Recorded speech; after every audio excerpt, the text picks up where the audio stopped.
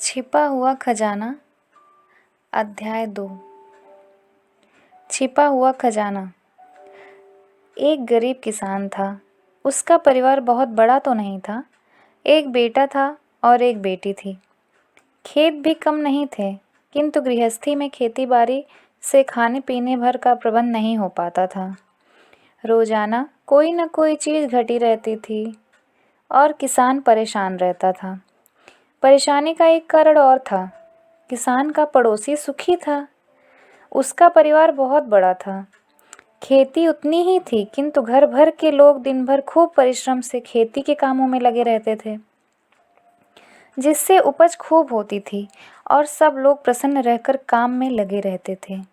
गरीब किसान को यह देखकर जलन होती थी। गरीब किसान सोचता था, यह सब मेरे कर्मों का भोग है।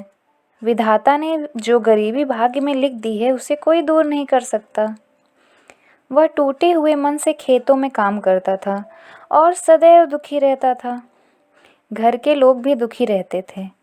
किसान के गांव के समीप ही एक दयालु महात्मा रहते थे। लोग कहते थे, उनमें बड़ी शक्ति है। यह मनुष्य को सब कुछ दे सकते हैं और सारा दुख दर्द दूर कर सकते हैं। किसान ने सोचा, क्यों न चलकर महात्मा जी से अपनी विपत्ति को दूर करने की प्रार्थना करूं।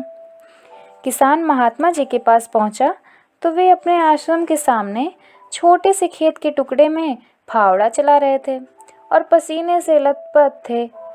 किसान बड़ी देर तक महात्मा जी के सामने खड़ा रहा, किंतु महात्मा जी का ध्यान ही उसकी ओर नहीं था। वे उसी तन्मयता से फावड़ा चलाते जा रहे थे। आखिरकार जब महात्मा जी फावड़ा चलाकर निपटे तो उन्होंने किसान से वहां आने का कारण पूछा। किसान बोला, महाराज, सुना है आप सबकी इच्छा पूरी कर देते हैं। मैं एक बहुत गरीब किसान हूँ। खेती बाड़ी भी कुछ है, लेकिन गृहस्थी अभावों से भरी है और बड़े दुख से दिन बिताने पड़ते हैं। मेरी प्रार्थना है कि आप मेरा कष्ट दूर करें और मुझे ऐसा धनी बना दें कि गृहस्थी की गाड़ी ठीक से चलने लगे। महात्मा जी मुस्कुराए। उनके मुखमंडल पर एक चमक थी, जो फावड़ा चलाने के परिश्रम के कारण पसीने की बूंदों से और अधिक शोभा दे रही थी।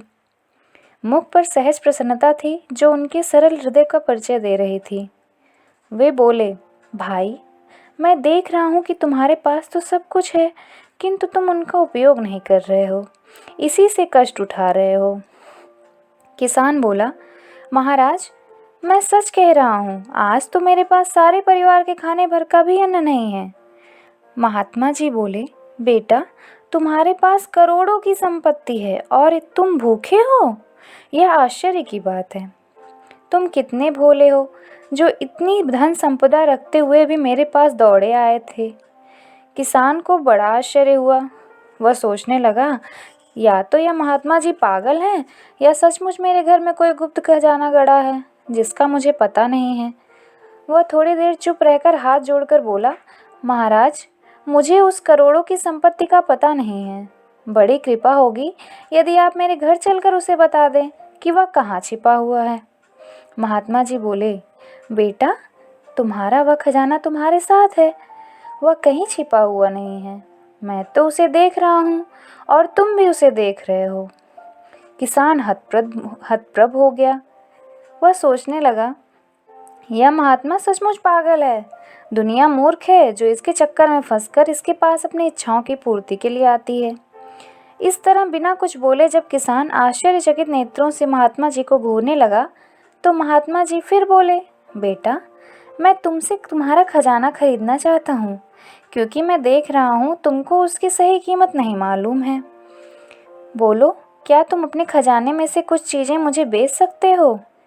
किसान को इस बात से आश्चर्य के साथ साथ उत्सुकता भी हुई। उसने सोचा, मेरे पास फटे पुराने कपड़ों के अलावा क्या ऐसी चीज़ है जिसे यह पागल महात्मा खरीदना चाहता है? उसने कहा, ठीक है, मैं आपसे अपने पास की चीज़ें बेचने को तैयार हूँ। महात्मा बोले, मुझे तुम्हारी बाईं आँख की ज़रूरत है और मैं तुम्हें इसके लिए 10,000 रुपये दे सकता हूँ। बोलो, क्या मैं चाकू निकाल कर तुम्हारी बाईं आँख ले लूँ? मैं रुपया पहले भी दे सकता हूँ। अब तो किसान को काटो तो खून नहीं। वह बोला, नहीं महाराज, ऐसा नहीं होगा। महात्मा जी बोले, तो 20,000 ले लो, तुम्हारे पास तो 2 आँखें हैं, मैं एक ही आँख के लिए 20,000 दे रहा हूँ। किसान बोला, महाराज ऐसा नहीं हो सकता, मैं काना होकर नहीं रहना चाहता। महात्मा जी बोले, अच्छा, आँख ना सही तो तुम मुझे अपना बायां हाथ ही दे दो, उसके लिए भी मैं 20,000 दे सकता हूँ। किसान बोला, महाराज मैं एक हाथ कटा कर लूला नहीं बनना चाहता। महात्मा जी बोले, तो हाथ ना सही एक पैर ही दे दो, उसके लिए भी उतना ही धन दे सकता हूँ। किसान ने कहा, यह भी संभव नहीं है महाराज, मैं लंगड़ा होकर जीना नहीं चाहता। महात्मा जी ने कहा, तो फिर कुछ अनावश्यक लगने वाली चीज़ें ही दे दो, एक कान के लिए मैं 10,000 रुपये दे सकता हूँ।